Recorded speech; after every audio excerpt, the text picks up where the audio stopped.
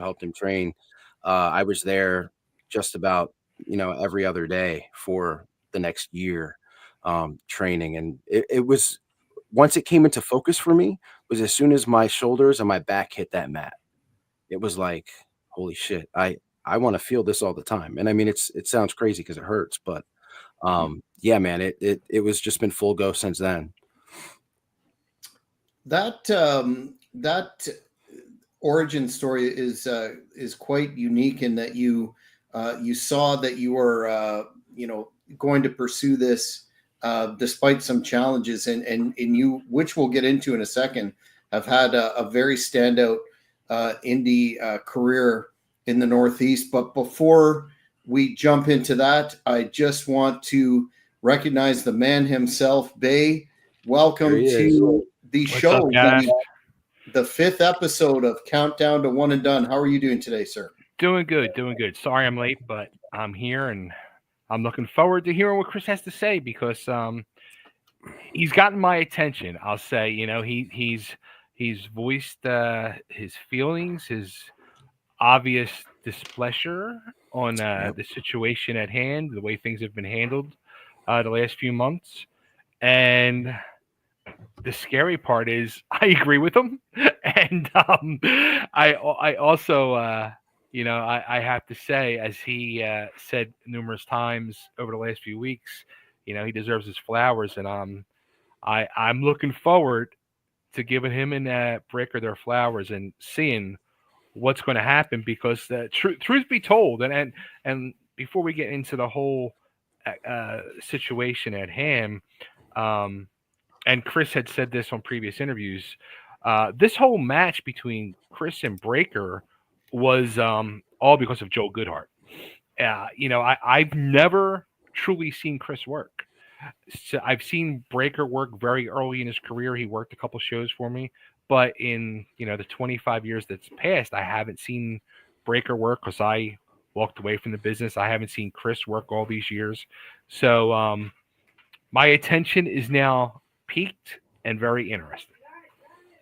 Oh, Yeah, we're going to get into all things with the show in a minute, but I wanted to ask Chris. You competed in the Super 8 tournament in 2010 and 2013. You faced all the top indie talent and such a prestigious event. I wanted to ask you how your competition in those tournaments influenced your growth as a wrestler, seeing that you could more than hold your own with, like I said, the top talent.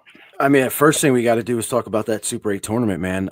Those that don't know, or some people that might be watching this that are friends of mine that just want to see what the hell I'm doing with wrestling right now. The Super 8 tournament is almost like the Super Bowl of tournaments for professional wrestling. Uh, it was a tournament that, if you're a fan of Ring of Honor wrestling, if you're a fan of the X Division in TNA, this is what spawned that. This was an idea by Jim Kettner to showcase some guys, some of the guys like me, or some of the guys that, size wise, or some of the guys that maybe hadn't had the platform to show off what they could do.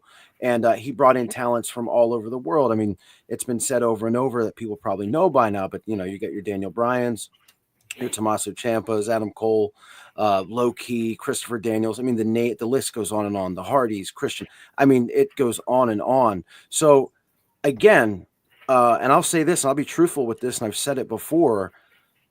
Even when I started wrestling, right? Like even when Jeff was training me and I started wrestling, um, it started to just be kind of fun for me, right? It was still like I was doing it, but I still wasn't in the mindset of, man, I could get a contract with WWE, or I could be on the TV with WWE, or I could be in TNA. I still I didn't have that mindset. Maybe I should have. Um, uh, so to get a call from Jim Kettner, and this wasn't an email or a Facebook message, this was a phone call from Jim Kettner saying, hey, what are you doing on this date? And would you like to be in the Super 8? It was, jaw dropping for me. It let me know, man, I guess, maybe I can be on that level. And then that day comes, and back then the Super 8 was so secretive. It was so, I mean, it's not like every other indie show. You go and you shake everybody's hand and you go in the locker room and you have the sheet and you see what you're doing. That wasn't the Super 8. You get there, you're dressed to the nines, which I still do today. You have secret photo shoots, you have secret little booking, like everything seems so big and so just magnified to anything I'd ever been involved with before. You talk about the competition. Again, I'm going into this, and I know I'm a local guy, grew up in Delaware. ECWA is Delaware-based promotion. One of the first indie wrestling I ever saw was ECWA. So again, this is like a boyhood dream type thing. But I'm still I'm still kind of an optimist, and I'm going, I know my role here. I'm the local guy, right? Maybe he needs a couple more local tickets sold. I always, and it feels like this has been going on my entire career. I've always been so nice, and I've always been so humble. Um, and that day, I got the surprise when when I beat Alex Reynolds in the first round. So now it's not just the local guy. Now it's, hey kid, show off your shit. Can we use those words here? Or we good? You can say whatever you want. All right, awesome. So hey, kid, show off your shit. And me and Alex had a great first round, and I'm like, damn, this is amazing. Come to find out, my next opponent would be Tommaso Ciampa. And man, I mean, you talk about intense. That was when he was at his like optimal intense version of himself. And we went in the ring and had a hell of a match. I didn't come out on top, but I never thought I would be in the ring with a guy like him or like Alex in that tournament. And it was great, man. One of the when I think about my career and I can think of things vividly, I can still just talking to you have those feelings. So yeah, mixing it up with them and then getting a call from Jim after the Super 8, inviting me onto the roster full time. It was unbelievable. I was gonna ask you that. Were you working for Jim at the time, or No. I was working awesome. for a rival, well, not a rival company, that's stupid, but another Delaware company called DCW Okay. that Jeff kind of started before he moved to Florida. And the thing was back then, if you worked for another company in Delaware, Jim wasn't touching Yeah, you. yeah. Jim was Jim was not, very, yeah. and it made sense to me because he was the type of guy that he wanted the best of the best, and you were only going to pay to see the best of the best at his company, which made sense. If you could see him, if you live in Southern Delaware and you want to see Chris Wylde, you're going to pay for him in Southern Delaware, not Northern Delaware. Yeah. Well, now when you just take him and put him in Northern Delaware, you're going to make that ride. So yeah, just Jim Kettner was a genius, I think, in pro wrestling, and that's one of the moves that I always appreciated. But yeah, it wasn't working for him at the time, and after that Super 8, man, I'd worked for years for ECWA, even though about 3 months in is when he retired. Okay. But yeah, it was that was the moment when I was like, okay, let's go. And I also had a daughter at that time, and I was like, I got to start making money. Like going out and partying and stuff after indie shows is good, but this is got to be serious now. Yeah.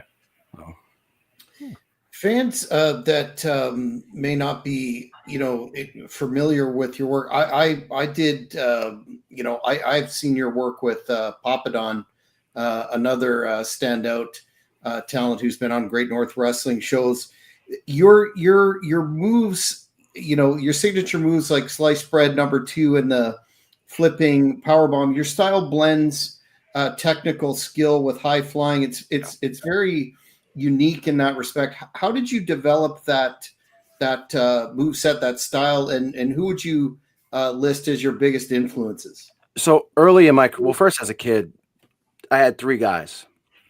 As a small child, the first guy that attracted me to professional wrestling was the Ultimate Warrior, because he looked like a goddamn superhero, like something off a comic book. Like, how could you not watch that, right? As I got older, Bret Hart was my guy, right? I mean, he was the coolest looking guy on the roster. He was the best in the ring. And then Shawn Michaels, I started going, I kind of like his attitude, that bad attitude, right? Like, I kind of like his swagger. So it was always Warrior, Bret, and Shawn. So early in my career, I wanted to use a style like both those guys, like Bret and Shawn. Jeff told me for the longest time, this is a cosmetic thing. This is a cosmetic business. Go to the gym, get big, like Warrior, right? I didn't want to listen to Jeff. I wanted to do all the coolest moves. I was watching guys like Brian Kendrick, who was a real big influence on my work rate, or my work style, I should say. Daniel Bryan, there was Brian Danielson. Again, guys like Shawn Michaels and the Hardys and some of the more flippy guys that were on the indies. I wanted to do that shit, right? I wanted to do all the jumping and the flipping, and I did. And just like in any sport, you kind of have to evolve. And I started to notice, yeah, this is cosmetic. This is a cosmetic business. Started to work on my body, and now my style is a little mixture of that cruiserweight style, but also I like to wrestle like guys like Jamie Noble and Mike Mondo, who's on NWA TV right now, are big influences for me. So that's kind of how I built my style, is watching some of those guys. And then also, again, this is cosmetic. So every day I'm in the gym trying to work on my body and character as well. A fan on social media sent in a question earlier asking about the Heart Killer moniker. How did you come up with that, and what does that represent about your in-ring style or persona? So I get at that a lot about what does the Heart Killer mean? Is it just a cool, catchy name? Is it something to put on a T-shirt? And honestly, you know, again, you go back to Shawn Michaels, and he was a Heartbreak Kid, right? And you think Heartbreaker, and I always thought as myself as a guy that when you go in the ring with and you see kind of my size, like the bigger guys, like they go in the ring with, they see the size of me, they might have their heart set on winning that match. They might have their heart set on being champion. Whatever they have their heart set on, after they're done with me, I'm going to not just break their heart, because when you break something, you can fix it and put it back together, but I'm going to take their heart and I'm going to kill it, because when you kill something, it ain't coming back. It's gone forever. So that's why, the Heart Killer Chris Wylde came to be. And I say Heart Killer, like I brought up in the interview I had with Breaker, kind of how like the Philadelphia Eagles this year were Heart Killers. The Chiefs had their hearts set on three-peating, and the Eagles absolutely killed it. They killed it. They took out their hearts and they killed it. So that's what that represents for me, and it works whether I want to be a little bit edgy or if I want to slap hands and kiss babies. It works both ways. So it's kind of the perfect name for me. As I mentioned right off the top, you were the last ever TWA heavyweight champion. Yeah. When you first heard about One and Done and the concept, and Mr. Goodhart reached out to you, what were your immediate thoughts? So this was actually given to me as, hey, we need somebody for Breaker Morant to face in his retirement match. And he and I, as what Joel said, we want it to be you. I took that as a tremendous honor. I could talk to you for hours about Breaker Morant. I could talk to you about the type of man he is, about the type of father he is, about the type of performer he is. And he's top notch in all those areas.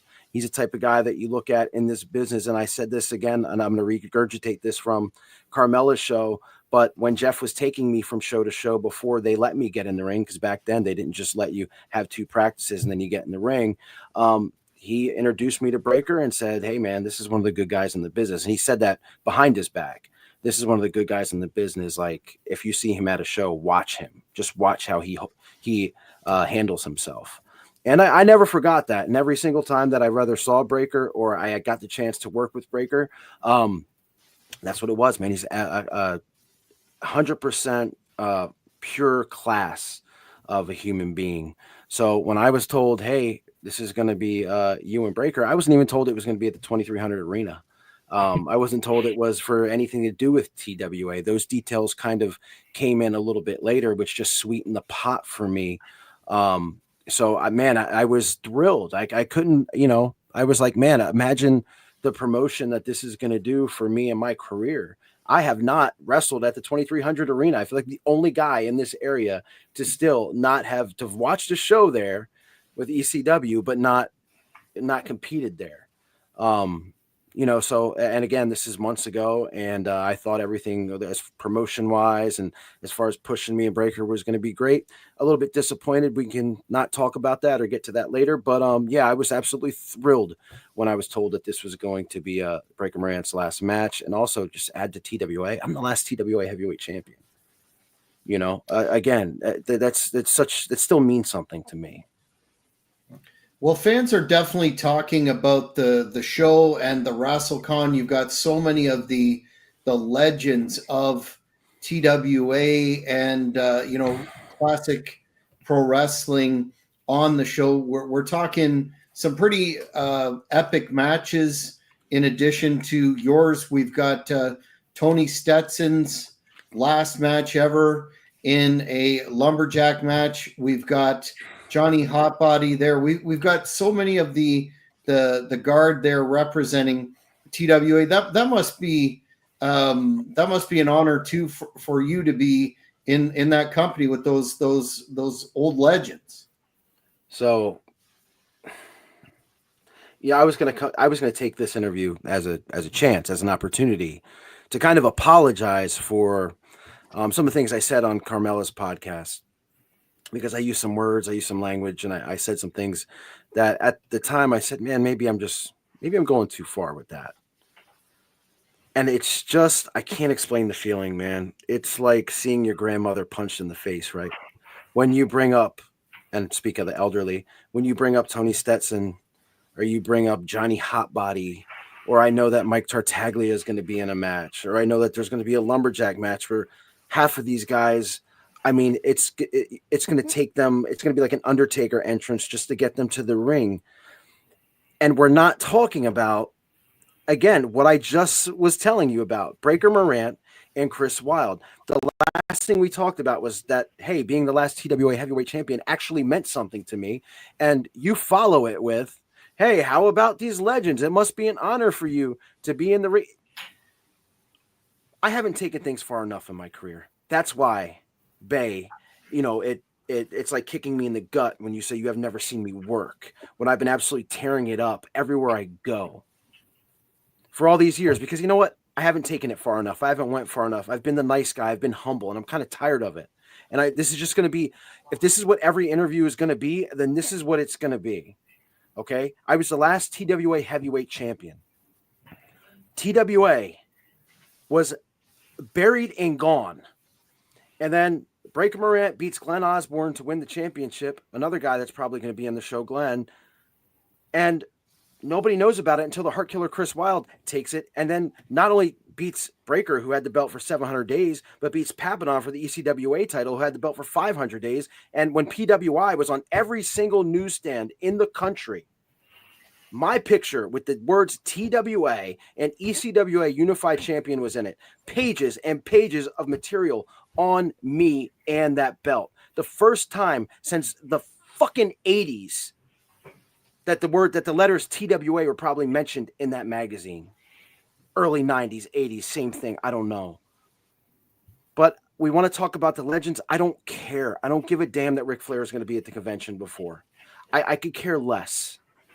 I don't care that Mick Foley's doing videos about how he can't be at the show, but he can't wait to see what's going to happen. I'm so tired of the fact that there's not posters with the Heart Killer Chris Wylde and the TWA championship. How come I'm not going into that building as TWA champion? Let's ask those questions. Where's Joel Goodhart for that? That's a good question. Oh, he was the last heavyweight champion, but I'm wrestling for the title when I'm the champion. If I could just stop you for a minute, since you brought it up, I was going to ask you if you don't mind. You put out a statement last week that I think has a lot of folks talking about. Maybe you could expand upon this and what you mean by this. I wasn't going to go there, but I guess we might as well. Here's your statement. What's up, everybody? Heart Killer Chris Wylde here, and I want to let you know how much May 3rd in Philadelphia for TWA's one-night return means to me. I mean, that's what Joel Goodhart would want you to hear. That's what everyone running promotions for the show would want you to hear. But the fact of the matter is, the Heart Killer Chris Wylde has sat back, and I've watched as they've promoted all the old guys. I've watched how they've promoted the guys awkwardly holding their phone like they've never done it before, telling them how special the TWA is and how great May 3rd is going to be. And I'm sure that's what you want me to do too.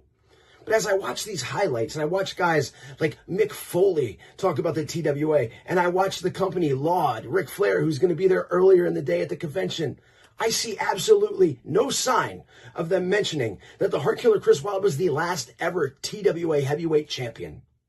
I see no sign of them talking about how Chris Wylde brought TWA back to the magazines when Pro Wrestling Illustrated was on every newsstand and every grocery store in America.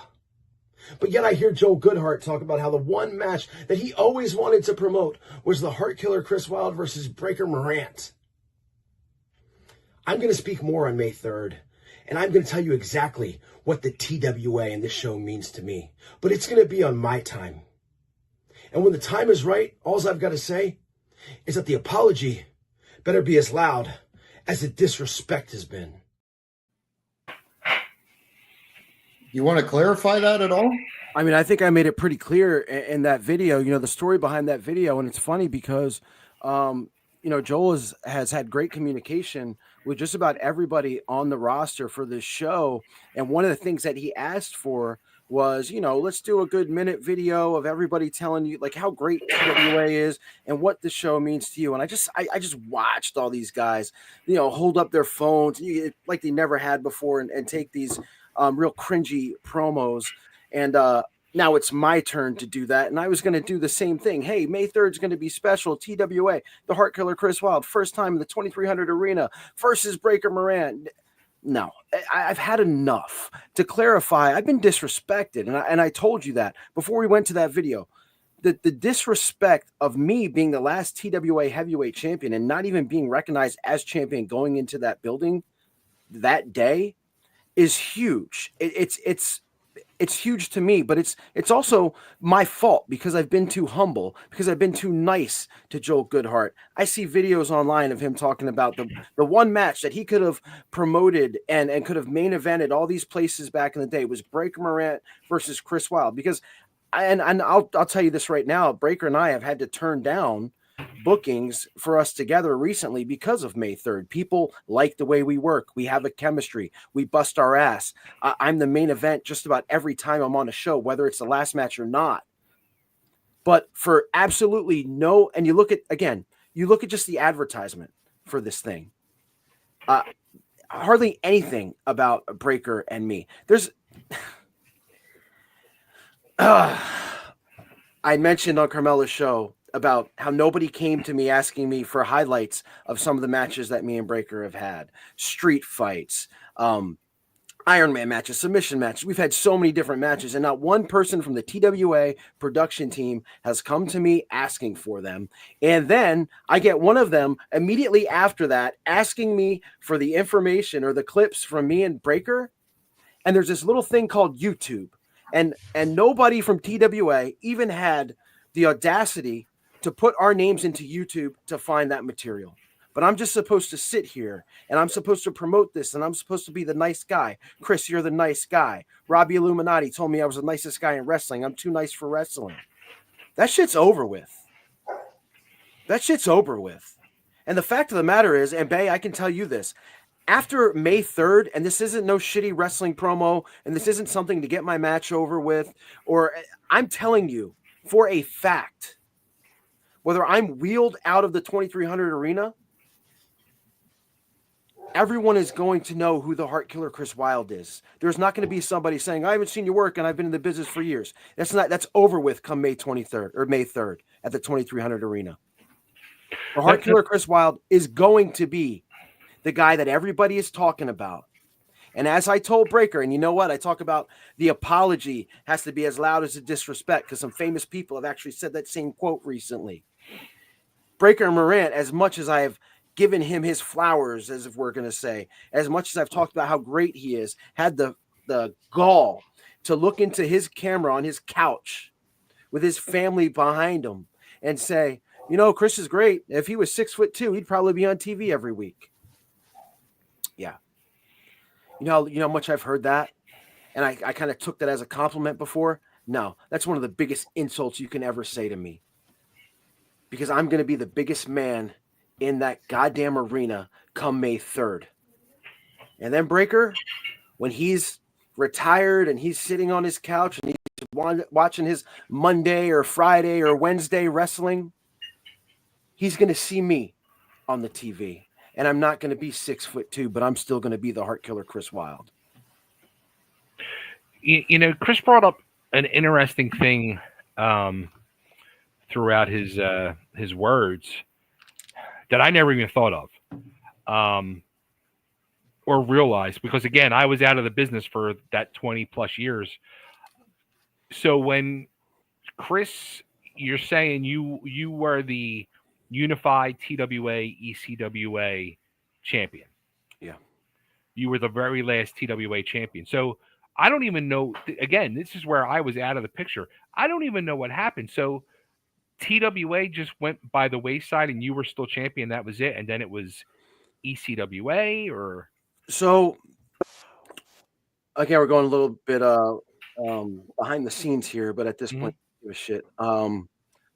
So Mike Tartaglia, who everybody knows he's going to be on the show, he had bought an ECWA from Jim Kettner. Correct. And I'm going to say something about Mike Tartaglia right now, and I don't give a shit if it pisses people off or not. Everybody thought that the ECWA was going to sink when he bought that company.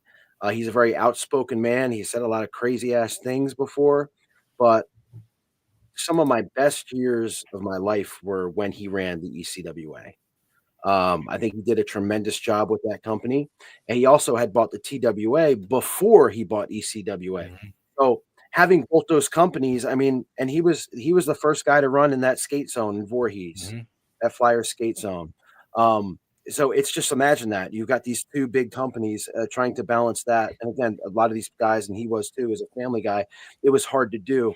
So Sure. one of them had to disappear, and TWA had been gone for so long before Mike bought it. ECWA was still the fresh product, and in my view, the better product.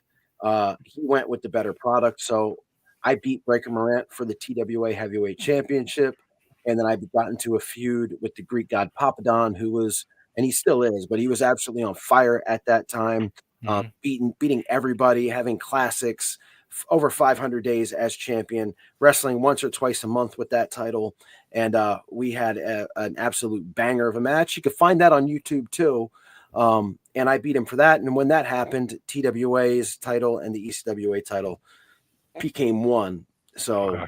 Okay. that kind of unified the belts. Okay. Interesting. Okay. May, how do you respond to what Chris has said here? You know, you being the office and all. Like I said, when I first came on, when this whole thing started coming about, when Joel Goodhart approached me wanting to do all this, and I agreed to be on board, and he appointed me booker, he said from Jump Street, he said, "You're the booker. You book the show. I am booking one match. There's only one match I want on this show, and it's Chris and Breaker." I said, "All right, it's your show. It's your baby." And he booked those guys, and that's when Breaker came to him and said, "Look, this is going to be my final match. I'm going to retire." So then, we made it that. But then it might have been 3 to 4, maybe even 5 months into starting to promote this thing, where I think maybe Joel told me, or I heard maybe, I don't think it was Chris, but somebody say, maybe it was Breaker. No, you know what? It was Breaker at Joel's house when we had the get together, saying that him and Chris were the last two TWA champions, and I was like, "Oh, I didn't even know that."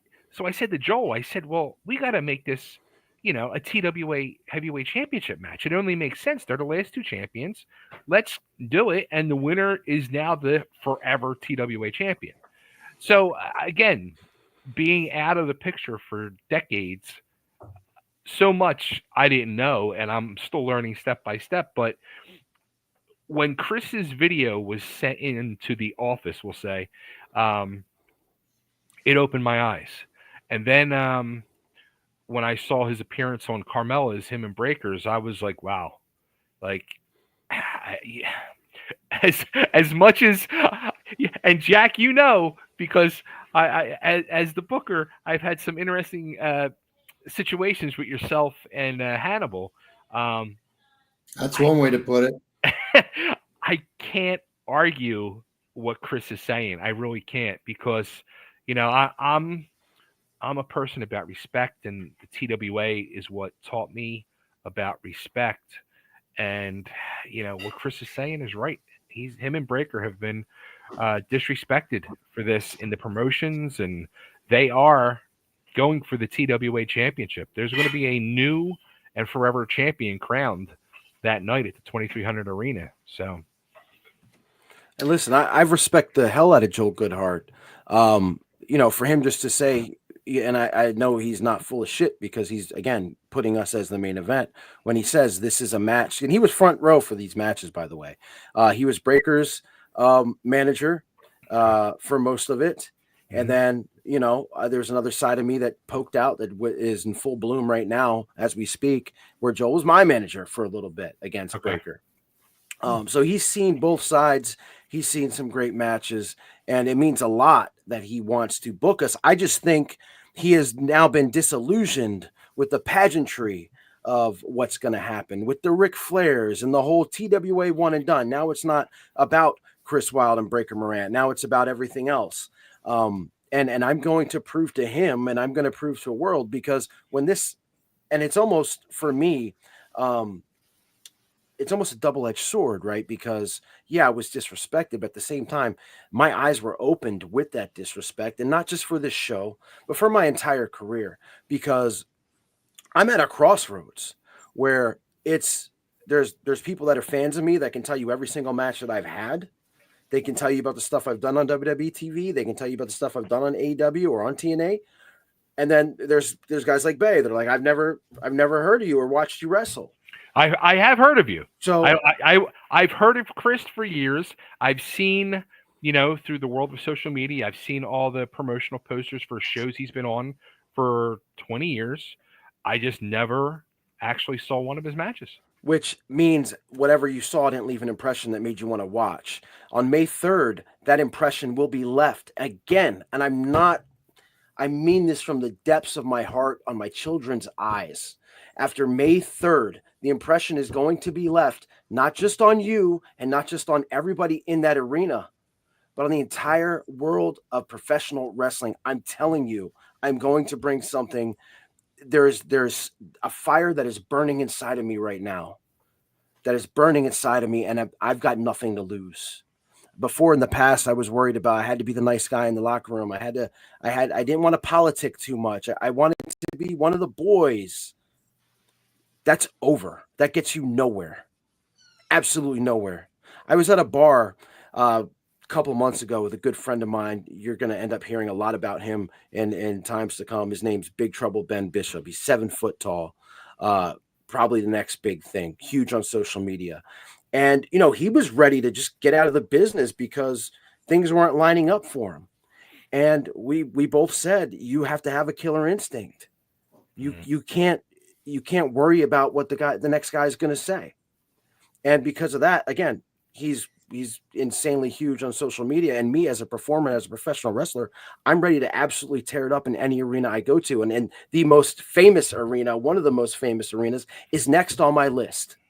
It's next on my list. And Breaker Morant, as much as I love Breaker Morant as a human being, he's not in the mindset that I am. He has come to terms with the end of his career. He had a great match against Richard Holiday at GCW a couple weeks ago. I think it was last week. And he has come to terms that it is over. And it is so apropos that my first time in that arena is going to be his last. But it's up to him whether he walks out or he's stretchered out. And the Breaker I see now, he don't stand a damn chance against me. He just doesn't. Yeah, hold that thought, because I wanted to ask you one last question along those lines. But if I could play devil's advocate for a minute based on what you're saying about, I guess, disrespect. If you look at the poster for the card, you're right up front there. You and Breaker are right up front. We're right up front, and there's probably 60 guys on that poster. There's 60 guys on that poster. I mean, being in the front row of a poster with 60 guys, and what does that mean to me? That doesn't mean much to me at all. If I had my way, there would be a one and done. It'd be a big poster of me and Breaker. Okay, somewhere. I mean, there's a little splash somewhere, but I mean, it's me, Breaker. It's, if you put that up again, it's Breaker, the franchise Shane Douglas, and then the Heart Killer Chris Wylde are the first three that pop off to me. and then my boy Darius Carter behind him. It's look, that's great. Thank you for putting me in the front. Thank you, whoever made that. I think it's a great poster, by the way. But thank you for putting me in the front. I mean, come on, what are we talking about here, man? What are we talking about? Respect. That just proves my point. You put us in with all those other guys. All those other, not a. I don't see anywhere saying for the TWA championship. I don't see Breaker Morant's last match. I don't see the Heart Killers debut in the 2300 arena. I don't see any of that. No, I see everybody else. I see all the old guys. I see the franchise Shane Douglas, who has been in that arena and made history in that arena countless times. And I could work circles around right now. Fair enough. Fair enough. I mean, it is what it is. But again, I'm almost happy that happened because I am going to prove to everyone May 3rd. And this isn't a promo or some kind of BS to get this thing over, man. It's not. It's not. I'm coming into that. I'm not coming into Philly as Rocky. I'm coming into prime Apollo Creed. That's what I'm coming into the 2300 arena. And you better watch out because Apollo ain't losing this time. Yeah, that kind of dovetails nicely into my last question. On, I believe it was Carmella's podcast, you said, it appeared to get pretty heated, and you just put over Breaker Morant, great human being, you have this great relationship, et cetera, and then you said that you were going to break him, which kind of had the implication of some serious bodily injuries. Is that really necessary for you at this point to get into that zone, or was that just getting a little emotional? Absolutely, it was getting a little emotional, because I was tired of sitting there looking at him on the couch with a smile on his face, being the over-the-top good guy. I wanted to get something out of Breaker Morant. I wanted the Breaker that I saw all those years ago, the Breaker that threw me off 30 feet in the air off of a Titantron into a table. That's the Breaker that I wanted. The Breaker that tried to run me over in a car during a match. That's the Breaker that I want. The one that beat the shit out of me with a kendo stick. That's the Breaker Morant that I wanted. So did I say I was going to break him in front of his kids, in front of his family? Absolutely. And I'll let you know this, even though that was an emotional thing and it was maybe said to poke the bear and get the fire out of Breaker that I wanted, if that's what it takes for me to make an impression, if that's what it takes for the sheets and everyone else and everyone in every major wrestling office to kind of go, hey, who is this guy now? Then absolutely. If that's what it takes, I'm not just going to break his mind and his spirit. I'm going to break his body, whatever's left of it. That's what I'm going to do. This riding off into the sunset and cheering and holding up the belt and, Adrian, I did it for Breaker. It ain't happening. I'm sorry. It's not. If you want a feel-good moment, you better book something after that. You better have somebody come out and sing happy birthday to someone or somebody, because it ain't happening in that match. This match is about retribution for the Heart Killer Chris Wylde. And breaking Breaker Morant, again, it sounds great. It really does. It sounds awesome in a wrestling promo, but it's also true if that's what it takes. Do you have any final thoughts for Chris Bay? Again, this match wasn't on my radar. Now it's the main match I want to see. It wasn't on a lot of people's radar, and that's a damn shame. That's a damn shame. And again, that's what has got me. I said this too, man. I was at the Super 8 tournament a couple weeks ago, and I'm watching that tournament, and I'm thinking about the TWA because John Finnegan's there, Darius Carter's there, a lot of guys that are going to be on that show, and TWA is in my mind because it's going to be such a huge show. And I'm watching these guys in the Super 8, like Brian Morris, and these guys are working their ass off, and it's such a great tournament. And you know where I was? I was in the Battle Royal. with guys like Mr. Ooh La La and Mozart Fontaine, who are decades past their prime. Mickey, I love you, but you know it's true. I should have been in that damn tournament because I'm better than all those guys in that tournament. Facts are facts. 1,000%. And then I think about the TWA match, and I'm like, man, there's no steam to this. There's nothing. This might as well be the Battle Royal. And that pissed me off. So that started it. That sparked this fire. That sparked what I said on Carmella's. That sparked what's happening now. Somebody great once said, I'm going to show you how great I am. That was Muhammad Ali. And am I comparing myself to Muhammad Ali? Maybe not in boxing, maybe not in entertainment, but on the 2300 arena on the 3rd of May, you're damn right. I'm going to be Ali, and I'm going to show you how great I am. And Breaker might know, but he ain't seen nothing yet. Well, Chris, I want to thank you for your time and your very impassioned comments. I think everyone in the arena behind the curtain, it's going to be a sellout. We're going to be watching this. Definitely the match that a lot of people are going to want and be interested in the outcome, not only because it will be the last ever TWA heavyweight champion, but because of the bar that you're setting here. Before we let you go, can you tell the fans where they can find you on your socials? Yeah, because fans are lazy nowadays, I guess. I'm on Twitter at the Chris Wylde, TikTok at the Chris Wylde. I've got a YouTube channel. It's called Eagles News Now. I do sports, entertainment, wrestling, everything. Find me on Facebook. Google me. Ask ChatGPT who the best wrestler on the card for TWA is. It comes up, the Heart Killer Chris Wylde. You can find me literally anywhere. All you got to do is use your mind and use your fingers and stop being so damn lazy and type my name in. Joel Goodhart. I'm telling you, after this show, people are going to know where to find me. We're not going to have to say it. We're not going to have to pretend like they don't know. And I promise you that check better be in the mail before I step into that ring on the 3rd, because if not, even more hell's going to break loose. I am done working for free, and that includes being on this show. Done. Well, sir, I again appreciate your time tonight, and we'll be looking forward to May the 3rd for this epic encounter. Thank you for. Oh, and look, I'm gonna cut you off real quick. I'm gonna tell you now. You said, everyone says it's TWA one and done, right? One and done for TWA.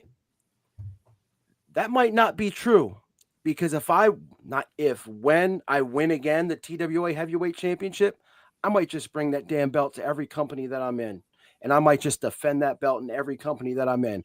Why? Just to prove everyone wrong once again. Now you can close it. Well, I'll definitely keep that in mind for Great North Wrestling. Appreciate your comments and look forward to seeing you on the 3rd. Thanks again, Heart Killer Chris Wylde. Have a good evening, sir. Pleasure was yours. Wow. You know what? You gotta. I gotta. Sometimes you need something to poke the bear and bring it to life. Sadly, it was the mistreatment and mishandling. But Chris Wylde, it's like the sleeping giant has been awoken. Well, I think it's kind of I can see what he's talking about to a degree, but I don't want to take anything away from him. Greek God Papadon is a friend of mine, and I'm very familiar with his matches with Chris. I mean, he's an amazing talent. He's in a lot of ways a real generational talent. But I think this bitterness and this disrespect deal that he's on. I mean, bro, you've been in the business for how many years? This stuff happens all the time. I just think it could backfire.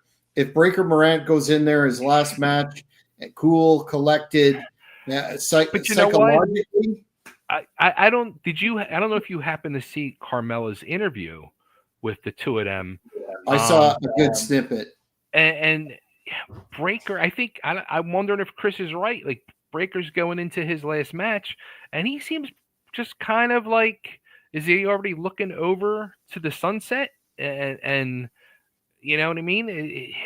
Or is the this wildfire streak in Chris now going to wake the sleeping giant in Breaker also and bring Breaker back to life for one more go round? It's going to be a it's going to be a hell of a freaking match. That's all I know.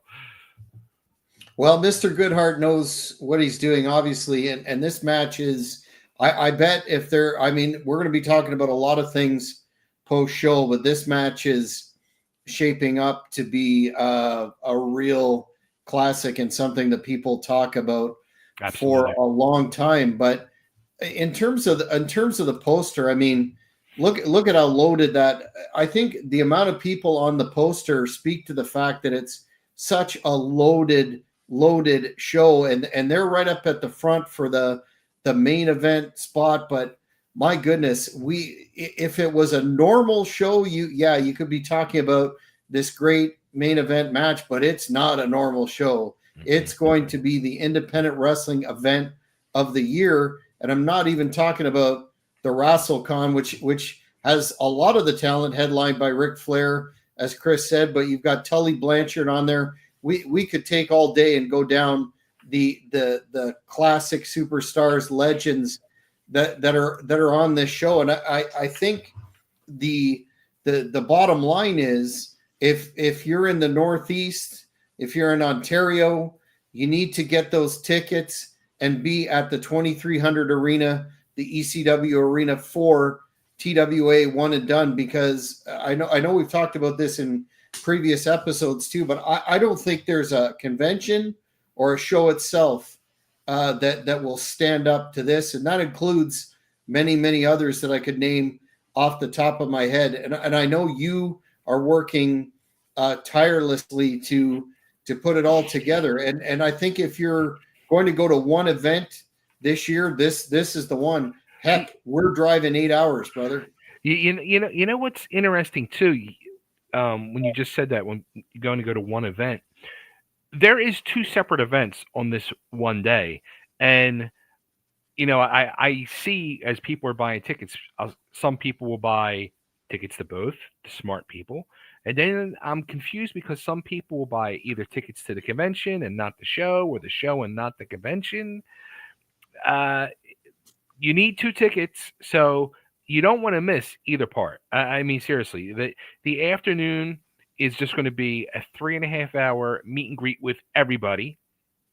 Legends galore, new talent that's coming towards the end of their career, talent that's already retired.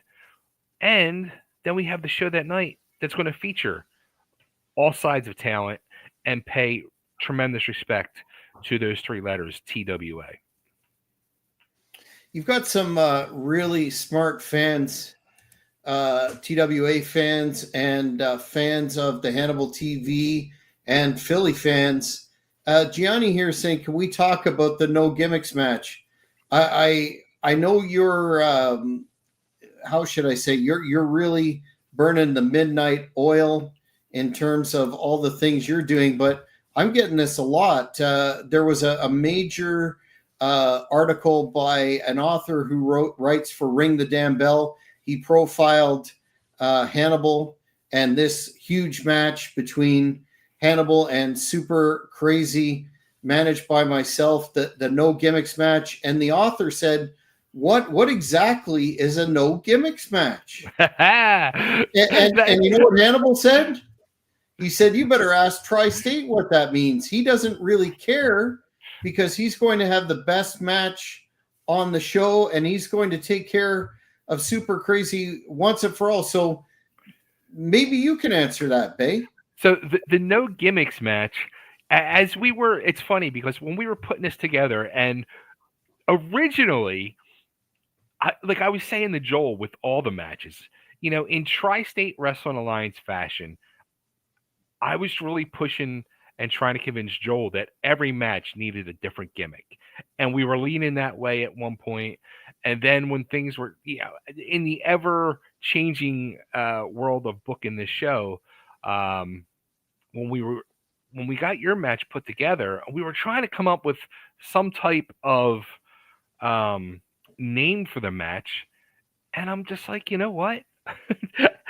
Jax named the match, and he didn't even realize it. It's the no gimmicks match, which basically means there is no gimmick to this match, and it doesn't matter because these two guys are going to go in there and beat the living hell out of each other, whether it's in the ring or out of the ring. It doesn't matter. And if they're going to use a gimmick, they're going to use a gimmick. If they're not going to use a gimmick, they're not going to use a gimmick. These are two amazingly trained professional athletes in the world of professional wrestling. Both have been around the world, and both are going to beat the living hell out of each other for the 2300 Arena's enjoyment. So I'd advise you to get your ticket and watch, because you don't want to miss whatever the gimmick may be. Well, I take that back about smart fans watching this program, because Gianni followed that up with saying he's proud to say Super Crazy is going to win because the arena is his house and nobody comes into Crazy's house and pushes him around. Well, I hate to disappoint you, but this is Hannibal's first appearance in the ECW arena. And you're a very wise man. You didn't get to where you are in life by accident. You're backtracking a bit. I think it's a double cross. We, not to spill all our business out here, but we had very definite parameters. Hannibal is a hardcore athlete. We were talking about that. And then all of a sudden, when you announced it, without letting me know hours before when we had a conversation about another stipulation, it's a no gimmicks match. We're going to really put it to them. So regardless of that, I'm past that. Hannibal's past that. He is training like an MFer. He's in the best mindset, the best physical condition. He's going to crush Super Crazy. And don't think that I don't know that you're a very devious individual as well, and you may want to stack the deck against us. But brother, I'm telling you right now, it ain't going to help. This is going to be the end for Super Crazy in the ECW arena. And after it's over, we're going to talk about how Bay made this happen, and you're going to have to live with that. So what do you feel about that? All I know is history is going to be made May 3rd, 2300 Arena. And I can't argue with that, fans. Again, go to 2300arena.com.